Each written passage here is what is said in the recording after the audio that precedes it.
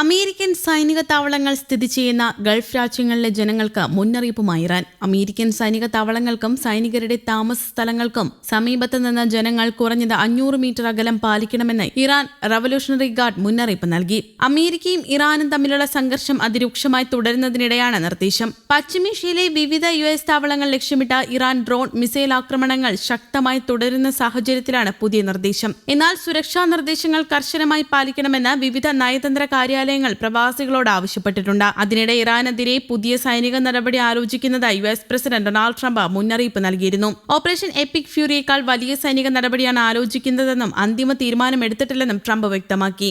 American മാധ്യമത്തിന് നൽകിയ അഭിമുഖത്തിലാണ് ട്രംപിന്റെ പ്രതികരണം. അതേസമയം പശ്ചിമേഷ്യയിൽ സംഘർഷം രൂക്ഷമായിരിക്കുന്ന സാഹചര്യത്തിൽ ഇറാനുമായുള്ള ഏറ്റുമുട്ടലുകളിൽ കപ്പലുകൾക്കോ ചരക്കുകൾക്കോ സംഭവിക്കുന്ന എല്ലാ നഷ്ടങ്ങൾക്കും പരിഹാരമായി അമേരിക്കയുടെ പക്കലുള്ള ഇറാനിയൻ ആസ്തികൾ ഉപയോഗിക്കുമെന്ന് പ്രസിഡന്റ് ഡൊണാൾഡ് ട്രംപ് പറഞ്ഞിരുന്നു. തന്റെ സോഷ്യൽ മീഡിയ പ്ലാറ്റ്ഫോമിലൂടെയാണ് അദ്ദേഹം ഇക്കാര്യം അറിയിച്ചത്.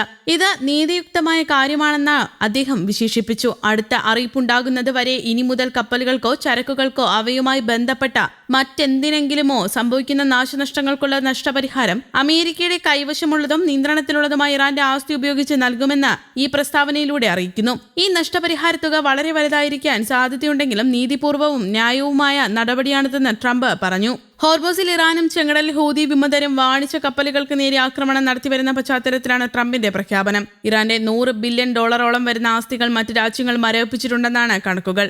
സമാധാന ചർച്ചയുമായി ബന്ധപ്പെട്ട ഈ ആസ്തികൾ വിട്ടുകിട്ടണമെന്ന് ഇറാൻ ആവശ്യപ്പെട്ടിരുന്നു. ട്രംപിന്റെ പ്രഖ്യാപനത്തിൽ രൂക്ഷമായ പ്രതികരണവുമായി ഇറാൻ രംഗത്തെത്തി. മറ്റൊരു രാജ്യത്തിന്റെ ആസ്തികൾ പിടിച്ചെടുക്കുന്നത് പ്രകോപനപരമാണെന്ന് ഇറാൻ വിദേശകാര്യമന്ത്രി അബ്ബാസ് അരാഗ്ചി പറഞ്ഞു. അത്തരം ഫണ്ടുകളിൽ സന്തോഷിക്കുന്നവരും ലാഭം നേടുന്നവരും ഓർക്കണം, ഒരിക്കൽ സർക്കാരുകൾ കണ്ടുകെട്ടൽ സാധാരണ നിലയിലാക്കിയാൽ അവരുടെയും സ്വത്തുക്കൾ സുരക്ഷിതമായിരിക്കില്ല. തുടർന്നുള്ള കാര്യങ്ങൾ മനോഹരമോ സമാധാനപരമോ ആയിരിക്കില്ലെന്നും അദ്ദേഹം എക്സിൽ കുറിച്ചു. എന്നാൽ അമേരിക്കയുമായി നടത്തുന്ന ചർച്ചകളെ ഇറാൻ ഇപ്പോൾ ഗൗരവത്തോടെയാണ് സമീപിക്കുന്നതെന്ന് US പ്രസിഡന്റ് പറഞ്ഞു.